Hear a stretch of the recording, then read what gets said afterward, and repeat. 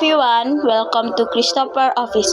Okay guys, this is the place where I entered for 9 months. Let's check out the video together.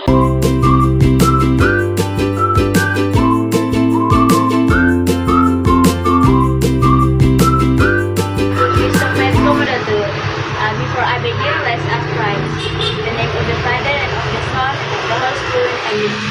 Lord Jesus, thank you for your blessing from last night until today. As I prepare this video for my explanation assignment, please guide me in every step that I take. In the name of the Father and of the Son and of the Holy Spirit. Amen. Okay guys, my name is Yasin. I'm a grade 11 student of Stella Maris Vocational High School, and I take tourism service program. Now I'm doing my internship, Christopher Comodato. I will explain about my daily activities in Christopher Comodato. Okay? I pay the customer, I explain about our program.